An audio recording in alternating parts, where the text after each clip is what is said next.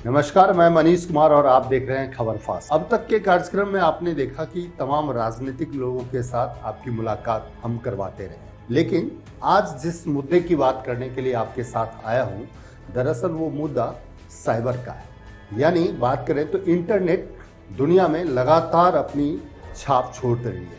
उस छाप के दौरान अगर बात करें तो साइबर जो है वो बहुत बड़ा रुकावट कह लें या बहुत बड़ा लोगों के लिए चैलेंज बनता जा रहा है। कहीं ना कहीं इंटरनेट की दुनिया में साइबर क्राइम जो है, क्योंकि पहले ऐसा होता था कि घटना लोग हथियार से वारदात करते थे, लेकिन आज का समय ऐसा है कि लोग मोबाइल से वारदात करते हैं। इन तमाम चीज़ों को देखते हुए हरियाणा सरकार ने कुछ समय पहले साइबर क्राइम की स्थापना की। साइबर क्राइम कैसे काम करता है हरियाणा में और पूरे देश में, इन तमाम मुद्दों पर बात करने के लिए हमारे साथ पंचकुला के साइबर एसपी अमित दहिया है। दहिया साहब नमस्कार। नमस्कार। दहिया साहब, अगर पिछले सालों की बात करें तो साइबर क्राइम जो है बहुत उभर के आया। लोगों के साथ वारदात बहुत हुई, लोगों के पैसे बहुत गए, बहुत प्रकार की थ्रेट किया गया लोगों के साथ। हरियाणा सरकार ने उसमें एक साइबर क्राइम की स्थापना की। आज आप एसपी के रूप में यहाँ पे काम कर रहे हैं। कैसे देखते हैं साइबर क्राइम है क्या? दर्शक आज जानना चाहते हैं, क्योंकि बहुत सारी दुनिया जो है इससे परेशान। देखिए, साइबर क्राइम के अंदर जिस हिसाब से इंटरनेट आपको बहुत सारी सेवाएं दे रहा है, उसके नेगेटिव एस्पेक्ट्स भी बहुत ज़्यादा हैं। लोग उसको समझ नहीं पाते क्योंकि नया सब्जेक्ट है, नई दुनिया है। तो मोटा मोटा जो हम लोगों को पिछले 8-9 महीने में पता चला कि साइबर की जो वारदातों के लगभग 5 जो बड़े कारण बने, और जैसे साइबर क्रिमिनल्स लोगों को ठगते हैं, उसके 5 मोटे मोटे कारण इस प्रकार जो बने हैं।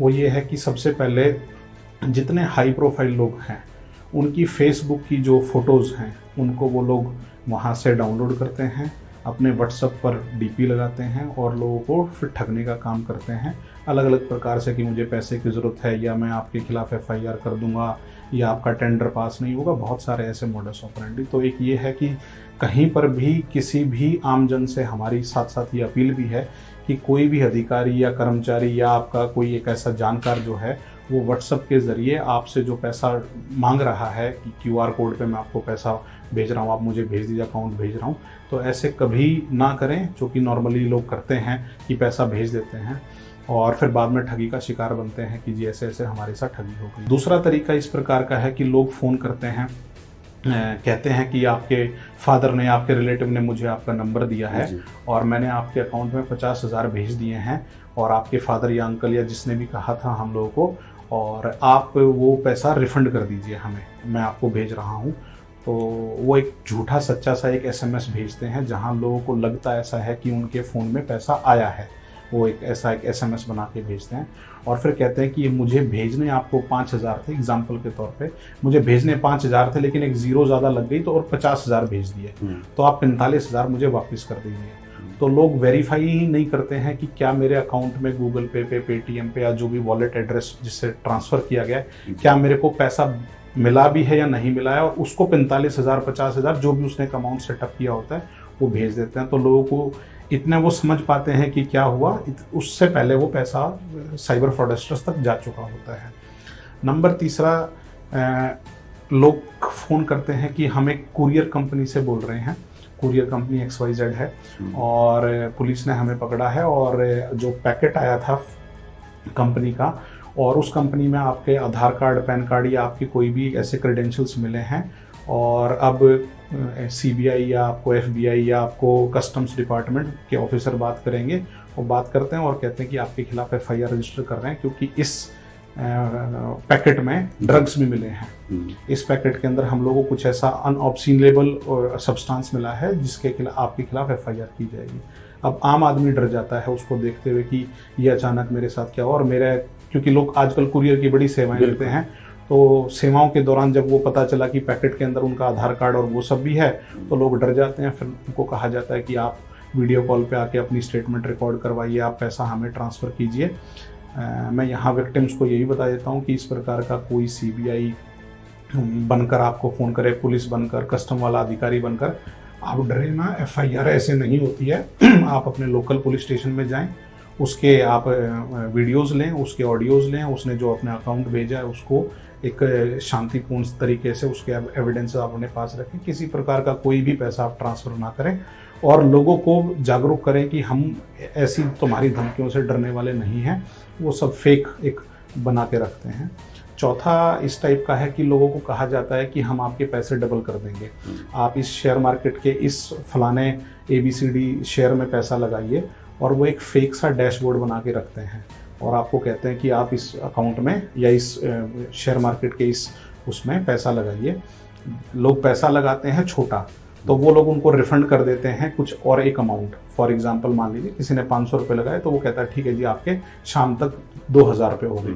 कोई ऐसा सिस्टम नहीं है जहाँ एक ही दिन के अंदर पैसा 4 गुना होता है, लेकिन लालच इतना बढ़ता रहता है कि वो 500 से 5 लाख 50 लाख कब पहुँच जाता है और उस आदमी को पता भी नहीं चलता, उसको रिफंड दिया नहीं जाता है और वो एक नकली से डैशबोर्ड के अंदर दिखता रहता है। तो वहाँ लोग बहुत ज़्यादा पैसा खराब कर रहे हैं और ऐसी जहाँ पैसा डबल होने की चीज़ें हैं वहाँ पर जाते हैं। और एक जो और चल रहा है हमारे यहाँ पर वो ये रहता है कि किसी भी विक्टिम को कहा जाता है कि आप फेसबुक पर, आप इंस्टाग्राम पर या आप गूगल पर जाके इस फलाने होटल का या इस प्रोडक्ट का रिव्यू कीजिए और आप उस पर लाइक कमेंट कीजिए। बिल्कुल। तो लाइक कमेंट जब लोग करते हैं तो उनको पैसा दिया जाता है। तो फॉर एग्जांपल मैंने अगर लाइक कमेंट कर दिया तो मुझे 50 रुपये 100 रुपये मिल जाते हैं। मुझे लगता है ये बहुत अच्छा काम है, लेकिन वो अगली बार आपको कहेंगे कि आपको एक पैकेज लेना पड़ेगा, पैकेज 25,000 रुपये का, और इस बार आपको हर लाइक और कमेंट के आपको 1000 रुपये मिलेंगे। लेकिन 25,000 आप ऑलरेडी जमा करवा चुके हैं। एक बार 2 बार वो आपको 1000 रुपये दे के आपको खुश कर देगा, लेकिन आपको और ज़्यादा उसमें डाल देगा। अब वो कहेगा कि आप पर लाइक 1000 रुपये ले रहे हैं, अब आपको हम 10,000 देंगे अगर आप 1 लाख का पैकेज ले लेते हो तो। फिर लोग सोचते हैं कि हमको 1 लाख का पैकेज और देता हूँ, जबकि पहले 25,000 तो अभी पूरे ही नहीं हुए थे। फिर वो 1 लाख वाला, फिर 10 लाख वाला, इस टाइप चलते रहते हैं। और इसमें नॉर्मली जो घर गृहस्थी की लेडीज़ हैं वो ज़्यादा शिकार बनती हैं, क्योंकि वो घर में रहती हैं, फेसबुक और ट्विटर इंस्टाग्राम सब देखते रहते हैं, गूगल पे जाते रहते हैं। उनको सोचते हैं घर बैठ के हमको ये इनकम होगा, जबकि इनकम ना होने की बजाय वो जो पैकेज आपको बार बार दे रहे हैं उससे आपका वो पैसा बहुत मोटे तौर पे ले लिया जाता है। इसके अलावा और बहुत सारे हैं कि OTPs हम लोग शेयर कर लेते हैं, कुछ फ़ोन में फ़ोटोग्राफ शेयर कर लेते हैं। इस टाइप के बहुत सारे फ्रॉड चल रहे हैं, लेकिन मोटा मोटा ये 5-7 तरीके ऐसे हैं जहाँ पर सबसे ज़्यादा साइबर क्रिमिनल्स जो हैं वो लोगों को बेवकूफ़ बना के उनके साथ धोखाधड़ी करते हैं। काफ़ी समय हो गया साइबर की स्थापना हुए हरियाणा में। अगर बात करें तो हरियाणा में कॉल्स कितना आता है, कितने लोग ऐसे शिकार होते हैं जिनका फ़ोन आपके पास आता है, और वो नंबर क्या है जिसके ऊपर लोग अपनी शिकायत दर्ज करवाएं? क्योंकि मैं देखता हूँ फील्ड में ऐसा अक्सर देखा जाता है कि जिसके साथ दिक्कत आती है, जिसके साथ पैसे की ठगी होती है, वो सबसे पहले बैंक में जाता है, एप्लीकेशन देता है, बैंक उसकी बात नहीं सुनता है, कल आना, मैंने ब्लॉक कर दिया, SMS ब्लॉक कर दिया, ATM पे जाओ देखो, ऐसी चीज़ों में वो उलझता रहता है। और फिर देखता हूँ कि वो कभी आप जैसे अधिकारी के पास महीने 2 महीने के बाद पहुँचता है कि मेरे साथ 2 महीने पहले मेरे 2 लाख रुपये 5 लाख रुपये रिटायरमेंट का या ज़मीन बेची थी, बेटी की शादी थी, वो पैसा मेरा डूब गया।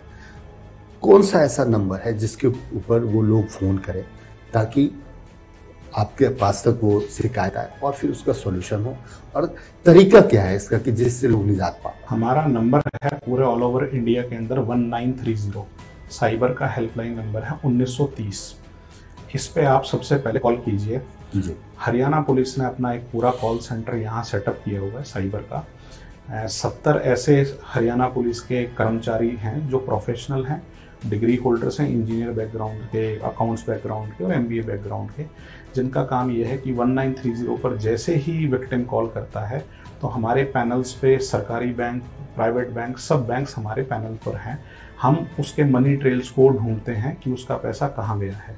मेन जो बैंक जिस पे वो जा रहा है वो तो उसका खुद का बैंक है, वहाँ से तो पैसा निकल चुका है। अब पैसा आगे रोटेट कहाँ हो रहा है लेयर वाइज, और आगे किस किस चैनल्स में जा रहा है, चाहे वो वॉलेट में जाए, गूगल के वॉलेट में या पेटीएम की जिस भी वॉलेट में जाए, वो हमारे यहाँ जो 70 लड़के बैठे हुए हैं उनका काम है सिर्फ आपके पैसे को ट्रेल पे देखना उसका। और हम लोगों ने यहाँ 1930 पर 9 बड़े बैंक्स जिनका काम है उस पैसे को रोकना, उनको हमारे पास यहाँ पर अपने ही एसपी ऑफिस में, मेरे ही एसपी ऑफिस में उनको बिठाया हुआ है कॉल सेंटर में, ताकि वो ऑन द स्पॉट लोग का पैसा रोक दें।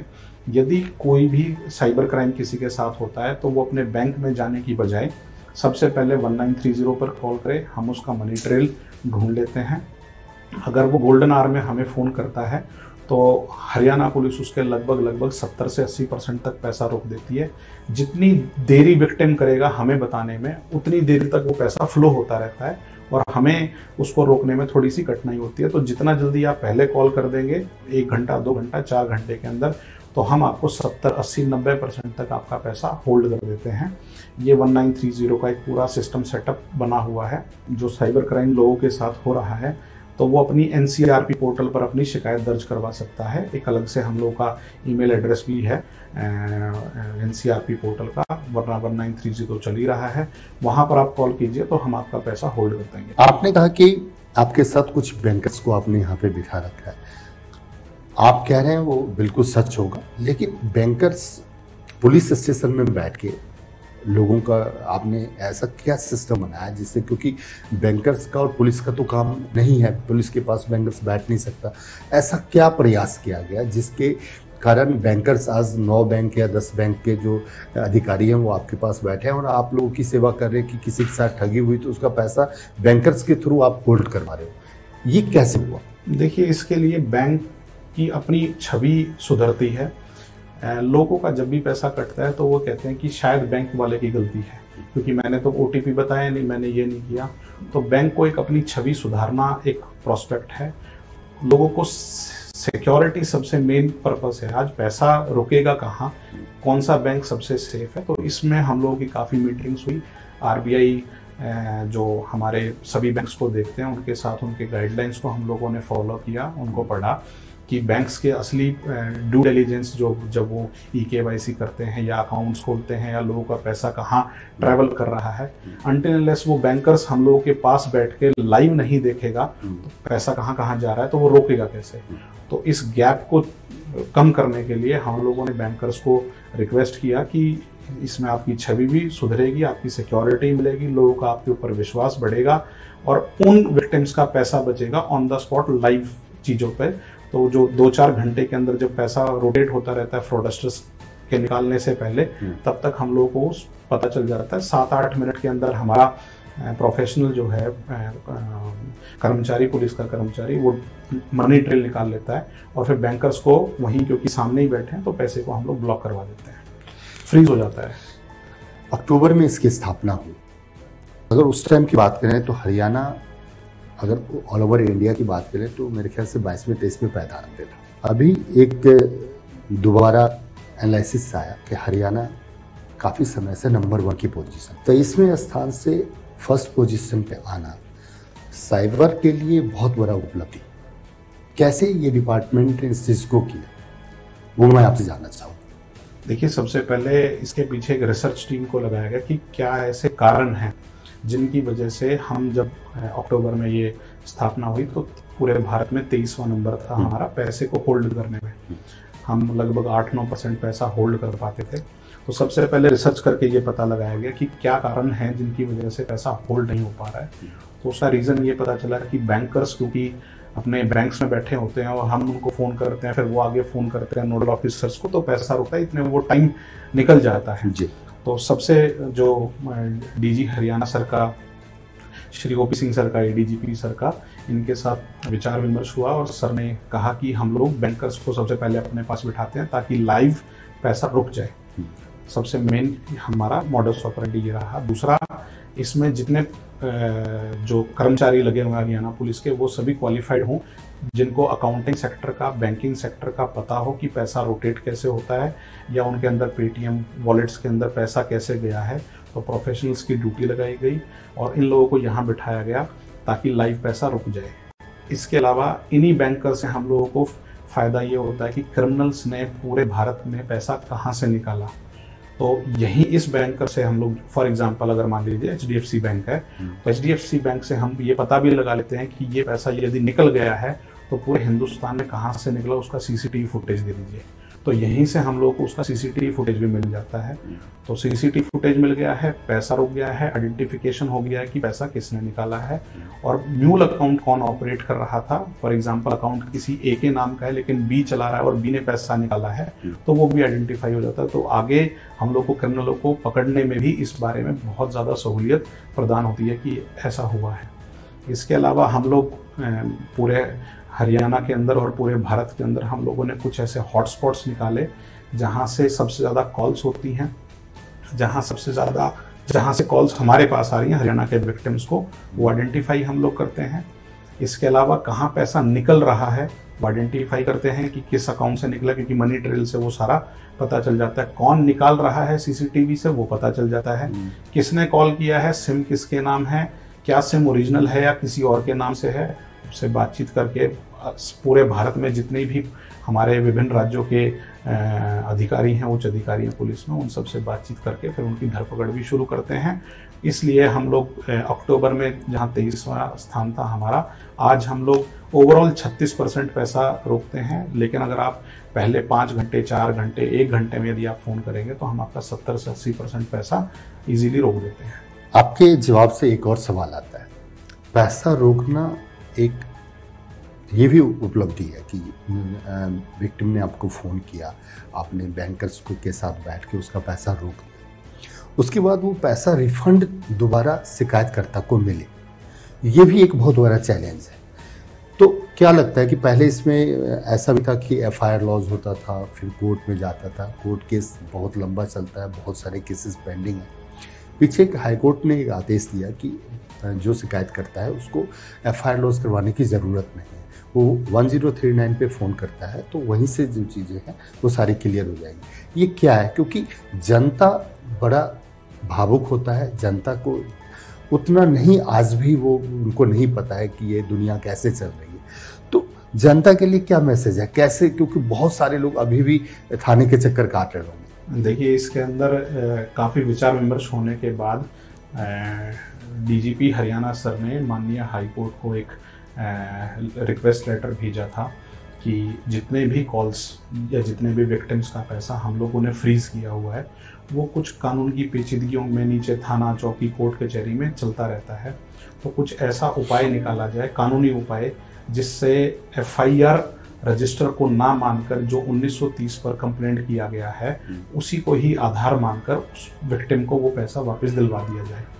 तो इसमें माननीय उच्च न्यायालय ने, हाईकोर्ट ने, पंजाब हरियाणा हाईकोर्ट ने सभी तथ्यों को देखा, कानून की पेचीदगियों को समझा कि इसमें क्या कानून कहते हैं। तो वो एक, क्योंकि एनसीआरपी पोर्टल पूरे हिंदुस्तान का एक पोर्टल है और जो गृह मंत्रालय चलाता है, तो उनकी अथॉरिटीज़ को देखा गया, फिर सीआरपीसी, आईपीसी के अंदर जो कानून प्रक्रिया हैं उनको देखा गया। तो लास्ट में फाइनली उन्होंने सभी लोअर कोर्ट्स को और सेशन कोर्ट्स को और आदेश पारित कर दिए गए हैं कि जहां पर 1930 विक्टिम्स का पैसा रोक रही है वहां आप एफआईआर पर जोर ना दें।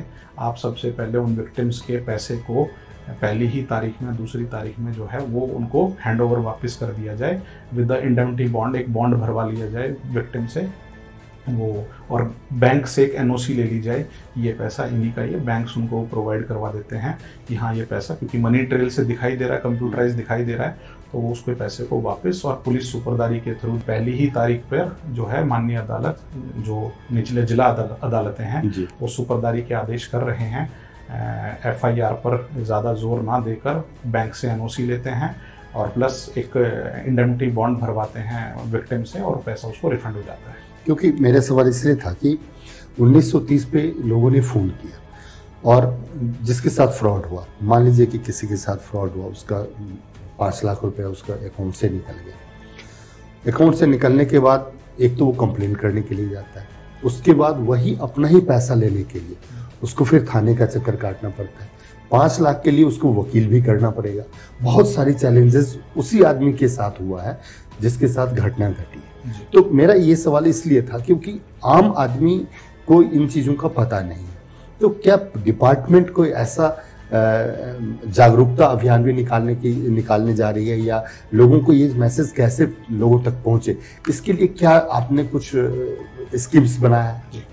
जैसे ही विक्टिम्स 1930 पर कॉल करता है, उसके फ़ोन पर एक एसएमएस जाता है कि आपकी कंप्लेंट को रजिस्टर कर लिया गया है, आपका इतना पैसा जो है वो फ्रॉड हुआ था। और हर जैसे जैसे हम लोग पैसा रोकते रहते हैं, उसके मोबाइल फ़ोन पर एसएमएस आता रहता है कि आपकी शिकायत हमने आपके सबसे नियरेस्ट पुलिस स्टेशन में, साइबर पुलिस स्टेशन में रजिस्टर कर लिया है जी। उसका आईओ ये है, उसका मोबाइल नंबर ये है, और आपके इतने पैसे में से इतना पैसा हम लोगों ने इस बैंक में होल्ड करवा दिया है। एक और मैसेज आएगा, अब इतना होल्ड करवा दिया है, अब इतना होल्ड करवा दिया है। हम वो पूरी कोशिश करते हैं कि उसका वो 70, 80, 90% पैसा जो है वो निकलने से पहले हम वो लोगों को होल्ड करवा दें। फिर उनको मैसेज आता है कि ये आईओ आपका है, आप इसके साथ जाइए, इसे मिलिए, और पहली ही तारीख में आप अपने माननीय अदालत में सुपरदारी का एक ऑर्डर करवा लीजिए। तो आईओ जाता है, बैंक जितने बैंकों में पैसा रोका है उनकी एनओसी जाती है, और कोर्ट के अंदर जाकर उसकी सुपरदारी हो जाती है। अब उसको थाने चौकी के चक्कर काटने की जरूरत नहीं है, एसएमएस के जरिए उसको अपनी कंप्लेंट का सारा स्टेटस रिपोर्ट सब कुछ मिल जाता है। लास्ट में जितना उसका पैसा बचा है, 70%, 80%, 50%, जितना भी बच पाया, वो जाके कोर्ट में पहली ही डेट में, पहली या दूसरी डेट, जो भी डेट लगेंगी कोर्ट्स के अंदर, उसमें जाके सुपरदारी करवा के आपको आपका पैसा वापस मिल जाएगा। हरियाणा पूरे भारत में 23वें नंबर पे था, आज आप बता रहे हैं कि पहले नंबर पे है। काफी समय से, 2-3 महीने से पहले नंबर पे है। ऐसा कितना कुछ डाटा आपके पास है कि कितने ऐसे क्राइम हुए, ठीक है ना, जिसमें से कितने की हरियाणा ने कितना ऑल ओवर इंडिया की जो क्राइम रेशियो है उसमें हरियाणा ने कितने की रिकवरी करी, कितने ऐसे लोगों को जो इस प्रकार के वारदात करते हैं उनको अरेस्ट किया, कुछ डाटा ऐसा है? देखिए, सबसे पहले मेरे पास ऑलमोस्ट एक दिन में एक एवरेज है, 1800 के आसपास कॉल आते हैं पर डे। 1800 कॉल में से लगभग 200 के आसपास कॉल ऐसे हैं जहां पर लोग बेवकूफ़ बन चुके हैं या उनका पैसा कट चुका है। बाकी 1600 कॉल जो आते हैं, 1500-1600 कॉल, वो इस टाइप के होते हैं कि मेरा फेसबुक हैक हो गया है, या मेरा व्हाट्सअप नहीं चल रहा है, या मेरा पैसा रिफंड नहीं हुआ है, या मुझे कहीं और कोई इशू आ रहा है। तो हमने इसको 2 पार्ट में सेग्रीगेट किया है। एक है फाइनेंशियल पार्ट, जहां लोगों का पैसा कट चुका है, तो उस पर हमारा टीम अलग से काम करता है पैसा रोकने के लिए। दूसरा टीम है हमारा जहां पर लोग अपना स्टेटस जानने के लिए फ़ोन करते हैं, या कहते हैं कि मेरा एटीएम ब्लॉक हो गया, नहीं चल रहा है, या मेरा फेसबुक हैक हो गया, नहीं चल रहा है, जहां उसको फाइनेंशियल लॉस नहीं हो रहा है लेकिन नॉन फाइनेंशियल में वो लोग है। और अंदाज़ा लगभग रोज़ का 80 लाख रुपए का, 80 से 1 करोड़ रुपए जो है वो हरियाणा से ठगी होती है। और उसमें से हम लोग 35-40 लाख रुपए के आसपास, एक एवरेज है 35%, 40%, वो पैसा हम लोग होल्ड करवाते हैं और बैंकों से उसको रिफंड करवाते हैं। ये, और जितने क्रिमिनल्स हम लोगों को कॉल, मतलब विक्टिम्स को जिसने कॉल किया है, उसका हम लोग एक डाटा निकालते हैं कि इन सस्पेक्टों ने कॉल करके इन लोगों को बेवकूफ़ बनाया। उनकी हम लोग लाइव लोकेशंस लेते हैं और सभी पूरे इंडिया के अंदर हम लोगों को सर्कुलेट करते हैं, सभी राज्यों के साथ, ताकि लाइव लोकेशन पे वो बंदा पकड़ा जाए। और हमारे जिन 50 हॉटस्पॉट्स पे हैं उन पे हरियाणा पुलिस की लगातार दबिश चलती रहती है। एसएचओ, सीआईएस, वो सब इनको धरपकड़ करते हैं। इसके अलावा 3 दिन बाद या 2 दिन बाद जब हम लोग को पकड़ा जाए, या उससे पहले, हम लोग वो सारे मोबाइल्स बंद कर देते हैं उन क्रिमिनल्स के जिनसे फ़ोन हुआ था, ताकि आगे भी और फ़ोन ना हो पाए। तो वो 1 दिन 2 दिन का हम लोग छोटा सा गैप रखते हैं, उसके अलावा हम उसका फ़ोन बंद कर देते हैं। अभी तक पूरे हिंदुस्तान के अंदर सबसे ज़्यादा फ़ोन नंबर्स को ब्लॉक करने में हम लोगों ने लगभग 1.25 लाख के आसपास हम लोग फ़ोन बंद कर चुके हैं क्रिमिनल्स के। अब तक 1.25 लाख क्रिमिनल्स के फ़ोन बंद करने से हो क्या रहा है कि क्रिमिनल्स जैसे ही उसका फ़ोन बंद होगा, वो आगे किसी भी तरीके से उस पैसे को आगे फॉरवर्ड नहीं कर पाएगा, वो उसके ही अकाउंट में रहेगा और इधर से बैंक से उसको रोक लेंगे। इंटरनेट बैंकिंग नहीं चला पाएगा, उसके पास OTPs नहीं आ पाएंगे, उसके पास फ़ोन नहीं हो पाएगा। तो मोटा सा ये है कि सिम ब्लॉक करने से, IMEI ब्लॉक करने से हम लोग क्रिमिनल के फ़ोन को ऑलमोस्ट उसको एक सिर्फ खेलने वाला डब्बा बना देते हैं। एक और भी आपके लिए भी चैलेंज होगा कि जो क्रिमिनल्स जो फ़ोन करता है, जिस व्यक्ति को फ़ोन करता है, वो मालूम ऐसा मालूम पड़ता है कि वो नंबर तो इंडिया का ही होता है, बहुत सारा ऐसा भी होता है कि बाहर से भी 92 पाकिस्तान से या अलग अलग कंट्री से वो फ़ोन आ जाता है। उसके बाद जब पता लगता है डिपार्टमेंट, आपके डिपार्टमेंट से ही मुझे पता लगा कि वो लोग दरअसल, हम सोचते हैं कि हरियाणा में ठगी हो गई, लेकिन हरियाणा के लोगों के साथ ठगी करने वाला तो कहीं बिहार का, झारखंड का, उड़ीसा का या किसी और स्टेट से होता है।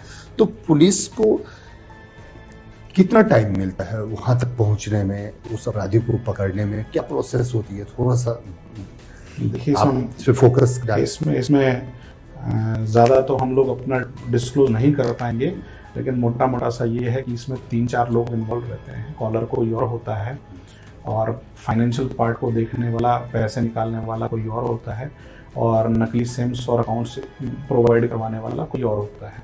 ये अलग अलग शहरों में बैठे होते हैं। वो उसकी ज़्यादा डिटेल्स तो फिर वही लोग जागरूक हो जाएंगे। लेकिन आप कुछ भी कर लीजिए, कितना ही क्रिमिनल तेज़ तरह बन जाए, कहीं ना कहीं वो अपनी ऐसी चीज़ें छोड़ जाता है जहां पुलिस उनको, हरियाणा पुलिस स्पेशली, उनको धरपकड़ कर लेती है कि मुझे किस आईपी एड्रेस से, कॉल से, सीडीआर से, आईपी एड्रेस से, वीपीएन सर्विसेज से कैसे मुझे उसे पकड़ना है। हर केसेस में अलग अलग रहते हैं, तो उनको करा के लगभग पिछले 5 महीने में हरियाणा ने लगभग 150 दिन हो गए 1668 क्रिमिनल्स को पकड़ा है, जो कि एवरेज पड़ता है 11 क्रिमिनल्स पर डे। तो 11 साइबर फ्रॉडस्टर्स को हम लोग पर डे पकड़ रहे हैं, जिसमें से लगभग 9 बाहर के हैं, मतलब हरियाणा से बाहर के, और 2 हरियाणा के हैं जो अलग अलग राज्यों में रहते हैं, तो उनको धरपकड़ किया जाता है। लेकिन इसके अंदर मैं आपको सबसे इंटरेस्टिंग बात ये बताता हूँ कि हरियाणा पुलिस ने बैंक मैनेजर्स को भी पकड़ा है, जो बैंक मैनेजर्स साइबर फ्रॉडस्टर्स को फेक अकाउंट्स प्रोवाइड करते हैं कि अकाउंट किसी ए आदमी का है लेकिन चला भी रहा है। न ड्रामा, न भ्रम, न्यूज जो कंफर्म, करेक्ट एंड परफेक्ट। देखिए इंडिया कनेक्ट, सिर्फ खबर फास्ट पर।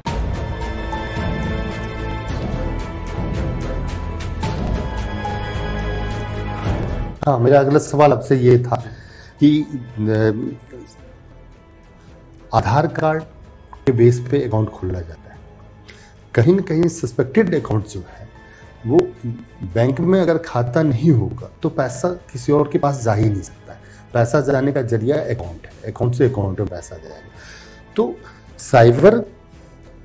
साइबर क्राइम जो है, ठीक है ना, साइबर जो आप जैसे आप लोग काम करते हैं, तो क्या उन बैंकर्स के ऊपर भी कार्रवाई होती है जिस बैंक में इस प्रकार के सस्पेक्टेड अकाउंट खोल दिए जाते हैं? देखिए, हम लोग इसके अंदर ये पता लगाते हैं सबसे पहले कि अकाउंट किसके नाम है, और अकाउंट के अंदर बहुत बार क्रिमिनल्स क्या करते हैं, नंबर्स को चेंज कर देते हैं। मेरा आधार लिंक जो नंबर है, वो आधार लिंक नंबर चेंज करके मैंने ए नंबर था, अब मैंने उसको बी करवा लिया। और बैंक मैनेजर्स के साथ बहुत बार सेटिंग होती है इस बात की कि मेरा अकाउंट विदाउट प्रॉपर वेरिफिकेशन और विदाउट प्रॉपर KYC, जो कि RBI की गाइडलाइंस बताती हैं, उनको दरकिनार करके अकाउंट्स खोलते हैं और प्रोवाइड करवाते हैं क्रिमिनल्स को। तो मिस्टर ए का अकाउंट जो उसके नाम है वो ना चलाकर बी चला रहा है, और बी के ही मोबाइल पे OTP आ रहा है। बिना OTP काम चलेगा नहीं, तो OTP को वो चेंज करवा लेते हैं, नंबर को चेंज करवा लेते हैं। लेकिन बैंकर्स के साथ जब हम लोग पूरा इन्वेस्टिगेशन करते हैं तो बैंकर्स पूरा बताते हैं कि ये अकाउंट अब ए नंबर पर नहीं चल रहा है, ये बी नंबर के OTP पे चल रहा है। तो वो OTPs के जरिए, बैंकिंग्स के जरिए, उसके सिस्टम्स के जरिए कहाँ से विड्रॉल हुआ, बहुत सारे पुलिस के अपने तौर तरीके हैं जहाँ वो अपनी लेवल की इन्वेस्टिगेशन करते हैं और धरपकड़ करते हैं इन सबकी। तो बैंकर्स इसमें इन्वॉल्व हम लोगों को पाए गए हैं। 14 हम लोगों ने ब्रांच मैनेजर्स को पकड़ा है जिनका काम है अकाउंट्स को जिनका काम था बिना वेरिफिकेशन करे RBI की गाइडलाइंस को दरकिनार करते हुए, और उन लोगों ने खोले, हम लोगों ने उनको अरेस्ट किया। और आगे भी मैं इस प्रकार की चेतावनी सभी बैंकर्स को आपके माध्यम से देना चाहता हूँ, यदि आप किसी भी प्रकार से किसी भी साइबर फ्रॉडस्टर्स के RBI की गाइडलाइंस के अलावा को ना मानकर यदि आप करेंगे तो हम आपके खिलाफ कानूनी कार्रवाई करेंगे। अरेस्ट की बात आई तो एक और सवाल जहन में आया, आजकल डिजिटल अरेस्ट क्या है, उसके बारे में बताएं। डिजिटल अरेस्ट कोई ऐसा कंसेप्ट कानून में नहीं है। फ्रॉडस्टर्स कॉल करते हैं ये कहकर कि हम एक ऐसी संस्था से बोल रहे हैं, RBI से, CBI से, इनकम टैक्स से या पुलिस से, और आपका जो कुरियर है उसमें आपको कुछ ऐसा मिला है और आपके खिलाफ FIR होगा। विक्टिम डर जाता है ऑल ऑफ अ सडन, और ये अधिकतर उन लोगों को टारगेट बनाते हैं जो अपने घर परिवार से थोड़ा दूर रहते हैं। वो सोशल मीडिया के थ्रू अपना एक रिसर्च करते हैं साइबर फ्रॉडस्टर्स, और ऐसे पेरेंट्स को कॉल करते हैं, ऐसे लोगों को कॉल करते हैं जिनके बच्चे बाहर रहते हैं, बाहर का मतलब हरियाणा से बाहर या कहाँ जहाँ दूरी है थोड़ी सी, और कहते हैं कि आपके बेटे को अरेस्ट किया जा रहा है, आपके बेटे ने ऐसा किया वैसा किया, जो एक अलग मॉडस ऑपरेंडी जो लोग चलाते रहते हैं। और कहते हैं कि यदि आपको अपना FIR में से नाम कटवाना है तो आप आके अपनी स्टेटमेंट रिकॉर्ड करवाइए। कहते हैं कि अब मैं पुलिस स्टेशन कैसे आऊँगा, तो स्काइप ID एक हम लोगों का एक प्लेटफॉर्म है, बिल्कुल स्काइप ID के थ्रू वो आपको वीडियो कॉल करते हैं, और सामने उन्होंने एक झूठा सच्चा सा थाना बनाया होता है रूटीन का एक इस टाइप का, ताकि ये दिखाई दे विक्टिम को कि हाँ असली में ही फ़ोन कॉल और वीडियो कॉल जो वो किसी थाने से आया है। वहाँ वो लोग उनसे दलाली शुरू करते हैं कि FIR में नाम कटवाना है तो इतने पैसे, इन्वेस्टिगेशन ज्वाइन करवाना है इतने पैसे, आपको समनिंग से बचना है तो इतने पैसे, जेल नहीं जाना है तो इतने पैसे, जज साहब से सेटिंग करानी इतने पैसे। वो एक प्रोपोगेंडा जो वो लोग रचते हैं, और एक आम आदमी बहुत ज़्यादा डर जाता है इस मामले में कि मेरा नाम आ गया और पुलिस ऐसे ऐसे मेरे को पकड़ेगी, उसका एक प्रॉपर सा सेटअप वेटअप करके रखते हैं। तो 2, 4, 5, 7, 10 घंटे वो है उस विक्टिम को ऑनलाइन वीडियो कॉल पर ही रखते हैं। तो ये टर्म वहाँ से आया कि एक डिजिटली अरेस्ट हो गया है बंदा, वो अपने कमरे में ही रहता है, बाहर आता जाता नहीं है, और फिर पैसे को वो फिर अकाउंट आपको प्रोवाइड करवाते हैं, वो अकाउंट कहते हैं कि इस अकाउंट में आप पैसा ट्रांसफ़र कीजिए। तो डिजिटल अरेस्ट इस टाइप का एक नया साइबर क्राइम के अंदर एक शब्द आया है। मेरी सभी लोगों से रिक्वेस्ट है, किसी भी ऑर्गेनाइजेशन पूरे भारत के अंदर कोई भी लॉ इन्फोर्समेंट एजेंसी है, किसी प्रकार का किसी के भी स्टेटमेंट ऑनलाइन नहीं लिए जाते, ना ही उनको किसी प्रकार की FIR का ऐसा डर धमकाया जाता है, और ना ही कोई इस प्रकार से पैसे की डिमांड करता है। मेरी रिक्वेस्ट आप लोगों से सबसे, यदि कोई ऐसा करता है तो उसकी वीडियोस, उसकी ऑडियो, उसके फोटोग्राफ्स, उसका बैंकिंग अकाउंट नंबर्स सभी आप हरियाणा पुलिस के 1930 पर कॉल कर दीजिए। डरने की आपको बिल्कुल ज़रूरत नहीं है, वो लोग सब फर्जी हैं, फेक। एक और सवाल ध्यान में आया कि जहाँ पे ऑनलाइन पैसे का फ्रॉड किया जाता है, OTP के माध्यम से, लिंक के माध्यम से, फेसबुक अकाउंट हैक कर लिया जाता है और लोगों से पैसे मांगा जाता है। आजकल कुछ समय से देखा जा रहा है कि एक नया ट्रेंड और मार्केट में आया कि आपके पास WhatsApp कॉल आता है, वीडियो कॉल आता है, और कई बार तो ऐसा भी हुआ कि नाम भी सेव होता है कि इस नाम से ये आ रहा है और आपके पास आएगा या मेरे पास आएगा तो मैं समझूंगा कि अमित जी का कॉल आ रहा है, तो मैंने रिसीव करना। जैसे वो आदमी कॉल को ओके करता है, न्यूड वीडियो शुरू हो जाता है, वहाँ पे उसके बाद फिर ब्लैकमेलिंग शुरू होती है। कैसे देखते हो, क्योंकि आदमी जो ऐसे वो कॉल ऐसे ही आदमी को किया जाता है जो थोड़ा सा ठीक ठाक होता है, मध्यम वर्ग परिवार का होता है, पैसे होता है उसके पास, और फिर ब्लैकमेलिंग ऐसी होती है, आदमी इज्जत बचाने के लिए बहुत लोगों ने सुसाइड तक कर दिया। आप कैसे देखते हो, और लोगों से बचने, इस चीज़ से बचने के लिए लोगों को क्या सलाह है? देखिए, कभी भी कोई भी ऑफिसर या कोई भी आपका जानकार या फ्रॉडस्टर जो भी है, वो कभी भी आपको व्हाट्सएप कॉल के जरिए आपसे बातचीत नहीं करेगा। तो ये जो नंबर्स हैं, हरियाणा इंडिया का नंबर है +91। नॉर्मली ये सभी कॉल्स वर्चुअल प्रॉक्सी नेटवर्क से कॉल होते हैं, इनको हम लोग वॉइप कॉल्स भी बोलते हैं, VPN कॉल्स भी बोलते हैं, जहाँ पर नंबर आपको इंडिया का छोड़ के अलग नंबर मिलेगा, +92 +833 +1234 इस टाइप का, ताकि उन लोगों को आइडेंटिफाई होने से बच जाए। तो हम साइबर फ्रॉडस्टर से सलाह लगाता है। और फोटोग्राफ्स आम पब्लिक पे, डार्क वेब पर और सोशल मीडिया पर, गूगल पर सब कुछ अवेलेबल रहते हैं, तो वहाँ से वो लोग फ़ोटो को निकालते हैं, अपने डिस्प्ले पिक्चर पर लगाते हैं और फिर लोगों को कॉल करते हैं। मेरी रिक्वेस्ट इसमें सबसे ये है सभी विक्टिम से, किसी भी प्रकार के अनजान नंबर जो कि इंडिया से संबंधित नहीं है, इंडिया का +91 है, उसके बाद नंबर शुरू होता है, बाहर के कॉल्स मत उठाइए। कोई ऐसा नहीं है जो आपको कॉल इस टाइप का करेगा, नंबर 1। नंबर 2, यदि आपके साथ हो भी जाता है इस टाइप की जो ब्लैकमेलिंग करता है, आप 1930 पे बताइए। वो प्री रिकॉर्डेड वीडियोस होते हैं, वो जो एक न्यूड टाइप का आपने जो बताया वो प्री रिकॉर्डेड है, ऑलरेडी रिकॉर्डेड है, उसके अंदर एक आपत्तिजनक वीडियो चल जाएगा, इधर से आपका एक फ़ोटो खिंच जाता है, वो फिर आपको धमकाते हैं कि आपको हम पैसे से डाल देंगे। आप उसकी अपने सबसे पास के साइबर थाने में या 1930 पर कॉल कीजिए। हम उसके IP एड्रेसेस, उसके कॉन्टैक्ट नंबर्स, उसके जितनी भी डिटेल्स हम लोग उसके बारे में निकाल पाएंगे वो निकाल देंगे, फिर धरपकड़ करके उसको उसके खिलाफ कानूनी कार्रवाई करेंगे। आपको डरने की किसी प्रकार की कोई ज़रूरत नहीं है। आपका फोटो और जो वो ऑलरेडी प्री लोडेड वीडियोस है उसको मिक्सिंग नहीं कर पाएगा उस लेवल तक, उससे पहले हरियाणा पुलिस उसको धरपकड़ कर लेगी। साइबर थाने की बात की आपने, अब थाना तो हरियाणा के सभी लोग जानते होंगे कि भाई मेरे गांव में थाना है, मेरे शहर में थाना है, और साइबर थाना शायद उनके समझ में नहीं आता होगा कि साइबर थाना क्या होता है। ठीक है, साइबर थाना कितना है पूरे हरियाणा में? ठीक है, और लोग थोड़ा सा इसके बारे में आप जनता को जरूर बताएं कि साइबर थाना में किस प्रकार के केसेस को लेके जाना होता है, और साइबर थाना हरियाणा में कौन कौन सी जगह पे है, कहाँ कितना? हरियाणा के अंदर सभी जिलों में जिले लेवल पे हर जिले पे एक साइबर पुलिस स्टेशन है। पूरे हरियाणा के अंदर 29 साइबर पुलिस स्टेशन हैं। गुड़गांव में 4, फरीदाबाद में 3, पंचकुला में 2, बाकी सभी डिस्ट्रिक्ट्स में एक एक साइबर पुलिस स्टेशन हैं। आपको कुछ भी आपके साथ साइबर फ्रॉड हो जाता है तो आप सबसे पहले 1930 पे फ़ोन कीजिए, क्योंकि जहाँ बैठे हैं वहाँ से सबसे आसान तरीका है 1930।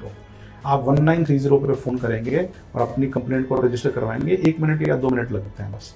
उसके बाद आपके फ़ोन पे मैसेज आएगा कि आपको कौन से साइबर पुलिस कौन से थाने में जाना है। वो आपका वो थाना है जो आपके घर के बिल्कुल पास में है। ओके, कि हम आपसे आपका एड्रेस पूछते हैं, आप एड्रेस बताएंगे तो हम आपको साइबर पुलिस स्टेशन जो कि सबसे पास में है, उस साइबर पुलिस स्टेशन जो जिले के अंदर है वहाँ आपको भेज देंगे। आईओ का नाम भी बताएंगे कि ये आईओ आपकी कंप्लेंट को डील करेगा, ये इन्वेस्टिगेट करेगा। आप वहाँ जाइए। हरियाणा सरकार ने इस चीज़ को बहुत ज़्यादा स्ट्रीमलाइन और बहुत ज़्यादा आसान किया हुआ है। आपको सिर्फ SMS खोलना है और सिर्फ थाने में जाना है। आपकी कंप्लेंट ऑलरेडी वहाँ पहुँच चुकी है। यहाँ हमारे सिस्टम के अंदर आपकी कंप्लेंट रजिस्टर हो गई। आपका नाम, पता, सस्पेक्ट का मोबाइल नंबर, आपके बैंक अकाउंट डिटेल सब कुछ हम लोग पता करके 7 मिनट में आपकी कंप्लेंट को ऑलरेडी वहाँ के साइबर थाने में पहुँचा देते हैं थ्रू हमारे जो ईमेल का सिस्टम है या जो हमारा कनेक्टेड सिस्टम है। आपको जाके सिर्फ अपना एक्नॉलेजमेंट नंबर बताना है। ऊपर एक नंबर आता है कि सर मैं स्टूडेंट सो हूँ, मेरी कंप्लेंट आई होगी, वो बता देंगे कि आपको हमारी कंप्लेंट आई हुई है, वो उसके ऊपर कार्रवाई करेंगे। आपको इधर उधर किसी थाने में जाने की जरूरत नहीं है। 1930 पे कॉल करने के बाद कितनी देर में कोई भी चीज़ किसी के साथ घटना घटती है साइबर को लेके, और वो 1930 पे आपको कॉल करता है, कितनी देर में पुलिस वहाँ पे पहुँचती है या एक्टिविटी शुरू हो जाती है? हमारे यहाँ पे जैसे ही कंप्लेंट आएगी लगभग 1-1.5-2 मिनट हम लोग को लगते हैं उसकी डिटेल्स लेने में।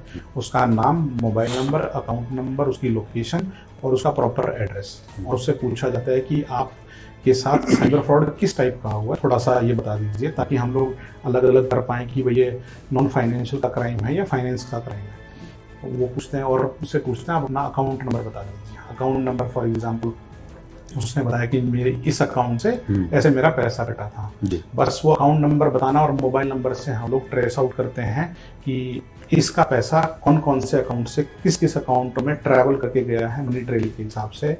जिसमें हम लोगों को मोटा मोटा सा 5 से 7 मिनट लगते हैं निकालने में, क्योंकि सब कुछ कंप्यूटराइज्ड है यहाँ पर। वो पूरा सिस्टम कंप्यूटर्स आपको पूरा सॉफ्टवेयर के अकॉर्डिंगली बता देता है। फिर वो मैसेज आता है कंप्लेंट विक्टिम को वापस कि आपकी हम लोगों ने कंप्लेंट रजिस्टर कर लिया है, आपका इतना पैसा रुक गया है और आपको इस आईओ के पास जाना है, इस SHO से मिलना है, और आपकी कंप्लेंट, आपको नई कंप्लेंट नहीं लेके जानी है, ना आपको कुछ लिखना है, आपकी ऑलरेडी कंप्लेंट उस थाने में पहुंच चुकी है। वो आईओ ही आपको फ़ोन करके बता देगा कि आपकी कंप्लेंट आई है, आप थाने में आ जाइए। तो मेरा सवाल ये था कि इसमें कितना how many times? 7 minute. 7 minute के अंदर ये सारा प्रोसेस कंप्लीट हो जाता है मोटा मोटा सा, और विक्टिम को वापस SMS कॉल सब कुछ चला जाता है यहाँ से कि आप अपने साइबर पुलिस स्टेशन में जाके इसके आगे कार्रवाई करवा लीजिए। एक आपके पास भी खबर आती होगी लगातार, जब सुबह आदमी उठता है, अखबार पढ़ता है, टीवी देखता है या मोबाइल देखता है, शेयर मार्केट से जुड़ा हुआ घटना बहुत ज़्यादा है। क्योंकि आज के डेट में शेयर्स जैसे जैसे शेयर ऊपर उठता जा रहा है, लोगों के अंदर एक ऐसी भावना आई है कि शेयर मार्केट में पैसा लगाने से पैसा बहुत जल्दी दुगुना होता है, तिगुना होता है। साइबर क्राइम जो करता है उसके लिए ये राह बड़ा आसान हो गया। वो किसी को कहता है कि पैसा आप लगाओ और ये पैसा डबल आज ही हो जाएगा, 2 दिन में, 4 दिन।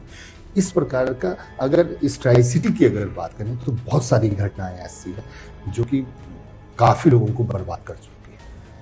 क्या पब्लिक के लिए मैसेज? देखिए, इसके अंदर कोई सिर छूता नहीं रहा है। सबसे पहले मेरी रिक्वेस्ट तो ये रहेगी कि विक्टिम्स या आम दुनिया अपने फ़ोन के अंदर एक व्हाट्सएप का ग्रुप का एक नोटिफिकेशन आता है, आप उसको ऑफ कर दीजिए कि आपको कोई ग्रुप में ना जोड़ पाए। नॉर्मली ये शुरुआत होती है कि कोई भी अनजान ग्रुप आपको व्हाट्सएप पर जोड़ देता है, तो वहाँ आप अपने आप को रोकिए कि मैं किसी के भी ग्रुप में ऑटोमेटिकली ना जुड़ूँ। जैसे ही वो ग्रुप में जोड़ते हैं तो बहुत सारे लोग, क्योंकि उसके मेंबर होते हैं 200-400 लोग, वो आपको ऐड करेंगे और बहुत सारे एक ऐसे मैसेजेस आएंगे कि आपने पैसा लगाया था, आपका 5,000 का 10,000 हो गया 3 दिन में, आपका 21,000 का 27,000 हो गया 6 घंटे में। तो आदमी के अंदर या विक्टिम के अंदर एक लालसा जागती है, क्यों मेरे वाले ऊपर वाले बंदों ने जिसमें मैं भी ग्रुप में जुड़ा हूँ, उनके लगातार मैसेज आ रहे हैं और उनके सबके नाम इंडियन टाइप के होते हैं। लेकिन लोगों को ये नहीं पता होता कि वो खुद एक चैट बॉट है, उसमें कोई नहीं है, उसमें सिर्फ वो फ्रॉडस्टर और आप हो। बाकी जितने 250 लोग 300 लोग जुड़े हुए हैं वो कोई नहीं जुड़ा हुआ, वो उस कंप्यूटर से जनरेटेड मैसेजेस हैं। लोग वहाँ बेवकूफ़ बन जाते हैं कि ऊपर वाला बंदा जिसका ग्रुप पे मैसेज आया है, सीन आया है, उसने बहुत ज़्यादा पैसा कमा लिया। जबकि रियलिटी में ये रहता है कि मेरी इन्वेस्टिगेशंस में हम लोग जितनी करते हैं, तो बाद में क्रिमिनल्स को पकड़ते हैं या उनके जब हम लोग एक्सेस लेते हैं पता चलता है कि सिर्फ साइबर फ्रॉडस्टर एक और जो आप जुड़े हो वो वही 2 लोग एक्टिव हैं, बाकी कोई नहीं है। अब उनको कहा जाता है कि आप जैसे ऊपर वाले ने पैसा कमाया है, ऐसे ही हम आपका एक शेयर मार्केट के ABCD शेयर में आपका पैसा लगा देंगे और ये 6 घंटे में इतना हो जाएगा, 10 दिन में इतना हो जाएगा। लोग वहाँ भूल जाते हैं कि शेयर मार्केट में पैसा डीमैट अकाउंट के थ्रू लगता है और सेबी से रजिस्टर्ड होते हैं आप, आपका पैन कार्ड लगता है, आपको उसमें 100 प्रकार के टैक्सेस कटते हैं। लोग पैसे को डबल करने की लालसा में लग जाते हैं। और आपको ये भी बता देता हूँ मैं कि इस पैसे को लगाने के लिए अधिकतर वो लोग हैं जो कि वेल ऑफ हैं, जिनके पास अच्छा ठीक ठाक पैसा है और जो एक अच्छे परिवार से आते हैं, वो लोग इस पैसे को लगाते हैं। आम गरीब के पास इतना वक्त नहीं है, ना उसको इतना ज़्यादा पता है। वो एक फेक सा डैशबोर्ड चलाते हैं और डैशबोर्ड में वो बार बार उसको रेड ग्रीन करते रहते हैं कि आपका शेयर ऊपर गया, फिर हल्का सा नीचे आया, फिर ऊपर गया। लोगों को लगता है कि हाँ मेरा पैसा रियली में लगा हुआ है। वो एक किसी अकाउंट नंबर बताते हैं, वहाँ पे आपको पैसा डालना होता है। शुरू में वो आपको कुछ रिफंड भी करते हैं। आपने 5-10 हज़ार रुपये लगाया तो वो आपको 12-15 हज़ार दे के आपको नहीं देंगे, आपके अकाउंट में भी नहीं देंगे। आपके उस डैशबोर्ड में दिखाएं कि आपका अकाउंट हमने बना दिया है, आपने लगाया था 5,000, अब आपका 6,500-7 हज़ार हो गया है। आदमी को बड़ा खुशी होती है कि यार मेरे 2 घंटे में ही 2,000 रुपये बढ़ गए, तो क्यों ना मैं और ज़्यादा लगाऊँ। बिल्कुल, वो एक ऐसी साइकिल में फंस जाता है कि आखिरी में आने तक वो लाखों करोड़ों रुपए हार चुका है और अब उनके फ़ोन स्विच ऑफ हैं, सब कुछ बंद है। वो उस ग्रुप में उन सब लोगों को कॉल करता है, क्योंकि वो सब चैटबॉट और कंप्यूटर जनरेटेड होते हैं और मेन नंबर बंद हो चुका है। फिर वो आखिरी में हमारे पास आता है। तो मेरी जो सबसे ज़्यादा शिकायतें इस शेयर मार्केट की बड़े वॉल्यूम की हैं, तो मैं सभी हरियाणा वासियों को, भारतवासियों को ये कहना चाहूँगा कि इस प्रकार का कोई भी शेयर मार्केट का आपको थर्ड पार्टी एप्लीकेशन या व्हाट्सएप ग्रुप पे, यदि टेलीग्राम ग्रुप पे आपको जोड़ता है, वो सब फेक हैं। अगर आपको शेयर मार्केट में पैसा लगाना है तो ऑथराइज एजेंट्स बैठे हुए हैं, बहुत बड़ी बड़ी कंपनीज के, सेबी रजिस्टर्ड हैं वो लोग और BSE सेंसेक्स मार्केट पे हैं वो लोग। दिखता है, समझते हैं, चीज़ें महसूस होती हैं। आप ऐसे ही थर्ड पार्टी पे ना लगाएं, आपका बहुत भारी नुकसान हो सकता है। हल्की सी भी अगर आपने गलती की है इंटरनेट को चलाते वक्त, या आपने लिंक कोई शेयर किया है या लिंक आपके पास आया, आपने उसको डाउनलोड कर लिया है सिर्फ एफरी देखने के लिए, तो हो सकता है किसी ने आपके फ़ोन में ही वायरस भेज दिया हो, मालवेयर भेज दिया हो, आपकी IP उसको एक्सेस कर रहा है, आपके फ़ोन को एक्सेस कर रहा है। तो ऐसा आप बिल्कुल ना करें। जानकार लोगों के ही फ़ोन उठाएँ, वीडियो कॉल तो बिल्कुल ही ना उठाएँ। जो जानकार है उनका ही वीडियो कॉल उठाएँ। अनजान आदमी का audio call, video call Telegram पर, फेसबुक पर, मैसेंजर पर, इंस्टा पर, कहीं पर भी आप किसी प्रकार की कोई भी चीज़ें ना करें। एक आपसे सवाल और जानना चाहूँगा, फेसबुक को लेकर सवाल है, क्योंकि मेरे साथ भी ऐसा घटना घटा था। फेसबुक पे हमारा पासवर्ड होता है, उस पासवर्ड को हम कहीं देते भी नहीं है, लेकिन उसके बावजूद भी हमारा फेसबुक हैक हो जाता है। क्या कारण? देखिए, वो फेसबुक अकाउंट हैक नहीं हुआ है। किसी फ्रॉडस्टर ने आपको आपके व्हाट्सएप पर या आपके फेसबुक पर या सोशल मीडिया पर कोई एक थर्ड पार्टी एप्लीकेशन भेजा है या एक कोई APK फाइल भेजा है आपके फ़ोन पर और आपने उसको क्लिक कर लिया है। क्लिक करने से होता यह है कि आपने उस फ्रॉडस्टर को परमिशंस दे दिए हैं आपके फ़ोन एक्सेस करने के। जैसे ही आपका फ़ोन उसने एक्सेस किया है, अब जितने भी आपने परमिशंस दिए, जितनी जितनी एक्सेस आपने और परमिशन ग्रांट की है, वो उन सॉफ्टवेयर्स पे चला जाता है। अगर आपने फेसबुक की परमिशन दी है तो फेसबुक पे चला जाएगा, उसको पासवर्ड भी दिखाई दे रहा है क्योंकि वो मिरर एप्लीकेशन उसने भेजी हुई है। जो फ़ोन आप यहाँ चला रहे हैं ऐसे ही डिट्टो फ़ोन वो भी चला रहा है आपका ही, क्योंकि आपने उसको परमिशन दी है। अब वो आपके फेसबुक के क्या करेगा, यूज़र ID पासवर्ड को तो रखेगा सेफ और पासवर्ड को चेंज कर देगा और आपको एडमिन से हटा देगा। अब आप एडमिन नहीं है, पासवर्ड आपको याद नहीं है क्योंकि उसने चेंज कर दिया, अब वो आपके फेसबुक को चला रहा है। As of now Facebook hack नहीं हो सकता, अकाउंट हैक नहीं हो सकता। आपके फ़ोन के थ्रू कुछ सॉफ्टवेयर और वायरसेस को भेजकर उन लोगों ने जो गेम खेला है आपके साथ या आपको बेवकूफ़ बनाया, वहाँ से ही है। तो मेरी रिक्वेस्ट फिर यही है कि लोग जाने अनजाने में किसी भी चीज़ को क्लिक कर देते हैं। वो आपके लिए कितना नुकसानदायक है वो आपको अभी नहीं पता चलेगा जब तक आपके साथ कुछ हो ना जाए। एक्सेस उसके पास है। एक और चीज़ जहन में आई, वैसे मेरा आखिरी सवाल होगा आपसे। तमाम चीज़ों के ऊपर आपने बताया कि साइबर क्राइम कैसे होता है, कैसे कैसे वो क्रिमिनल्स जो है वो काम करते हैं। अब जनता के लिए एक और चीज़ आपसे पूछना चाहूँगा कि साइबर क्राइम से बचने का क्या क्या उपाय है जिससे कि आदमी का बचाव हो सकता है? देखिए, फ्रॉडस्टर सबसे पहले कुछ ऐसे SMS आपको भेजेंगे जहां पर आपको लगेगा कि ये मेरे साथ नहीं हो सकता। फॉर एग्जाम्पल, मेरी गाड़ी खड़ी है पंचकुला में और कहा जाएगा कि हिसार के अंदर आपका टोल कट गया। आजकल बहुत हो रहा है। बिल्कुल। तो लोग कहते हैं नहीं सर, NHAI के मेरे पास मैसेज आया हुआ है और उस पर लिंक भी है। अगर आपको पैसा देखना है कि आपका चालान कैसे कटा या क्या हुआ तो ये देखिए ऐसे कटा है, जबकि आपका चालान कटा ही नहीं है या आपका टोल कटा ही नहीं है। उन्होंने जानबूझ के भेजा है ऐसा ताकि आप उस लिंक को शेयर करें।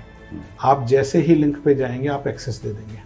एक SMS, किसी भी प्रकार का कोई भी SMS जो है जहां आपको लगता है कि ये उन्होंने मेरे साथ ऐसा किया, आपने बिजली का बिल नहीं भरा, आपका हम कनेक्शन काट रहे हैं, आपने मोबाइल का बिल नहीं भरा, आपको कनेक्शन काट रहे हैं, तो वो आपको डरा कर SMS के जरिए एक ऐसा माहौल बनाते हैं कि आप ना चाहते भी उस लिंक को क्लिक करें।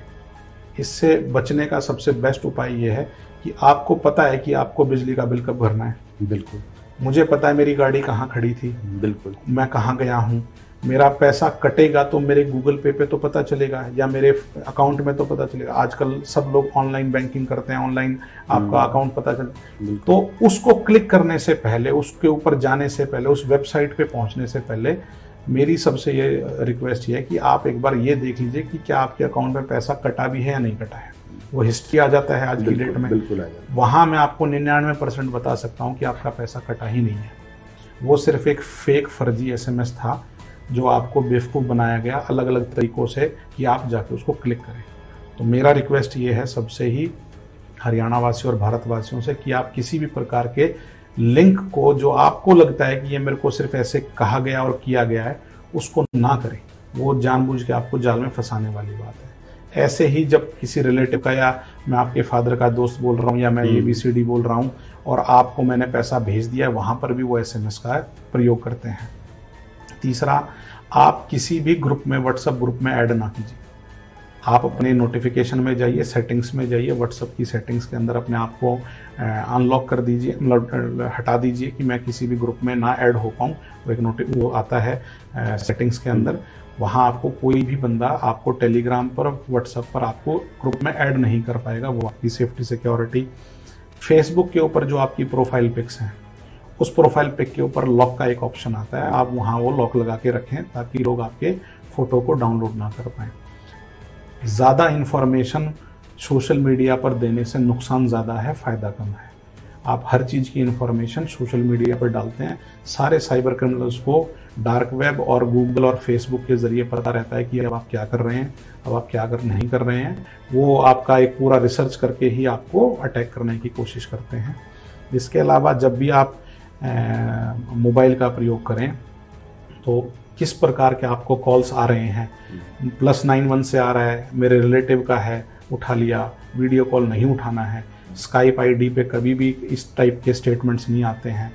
आपने जो कुरियर ऑर्डर किया है फ्लिपकार्ट से, अमेजन से, जिस भी शॉपिंग एजेंसी से किया, उनके ट्रैकिंग आप डाल के रखिए कि मेरा अभी कुरियर कहाँ है, अभी कहाँ है, वो कुरियर वाला बता देगा। और एक एक्स बंदे की ड्यूटी भी लगती है जो आपको घर पे दे के जाता है, कैश ऑन डिलीवरी है या क्या है। तो उन्होंने जो कॉल किया है उसको काट कर वेरीफाई कीजिए कि आपका कुरियर जो आपने रियली में ऑर्डर किया था उसकी ट्रेल्स कहाँ हैं। ओके, आप उसके चक्करों में बेवकूफ़ ना बनिए और डिजिटली अरेस्ट करने के आपके उसमें रहता है, आपको बेवकूफ़ दिखा देगी। किसी प्रकार का कोई भी पुलिस, सीबीआई, ईडी, कस्टम्स वाले कोई भी ऑफिसर आपको लीगली व्हाट्सएप के थ्रू या वीडियो कॉल के थ्रू आपके स्टेटमेंट रिकॉर्ड करने का कोई प्रावधान नहीं है। इन सब चीज़ों से बचिए। और सबसे लास्ट जो सबसे ज़्यादा खतरनाक है, लाइक और कमेंट झूठे सच्चे देकर लोग आपको कहते हैं पैसा कमाया जाएगा।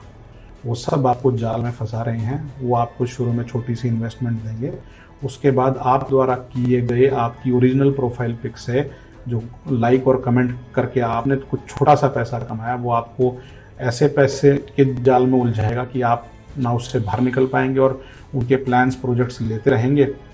वो आपके पैसे, आपके ही पैसों को रोटेट करता रहेगा और आपसे ही पैसा निकाल लेगा। तो इस प्रकार की बहुत सारी चीज़ें हैं। ये दो धारी तलवार है, इसको बहुत सोच समझ के, बहुत चीज़ों को ध्यान में रख के तब इसको इंटरनेट का इस्तेमाल करना चाहिए। बहुत अच्छी सुविधाएं हैं, लेकिन सुविधाएं का ओवर एक्साइटमेंट में आके प्रयोग ऐसा ना कर लें कि हमारा ही नुकसान हो जाए। तमाम सवालों का आपने जवाब दिया। एक और सवाल आ गया कि हरियाणा जब साइबर की स्थापना हुई, हरियाणा में अक्टूबर में साइबर की स्थापना हुई, तब हरियाणा आपने बताया कि उस टाइम 22वें 23वें रैंक पे था।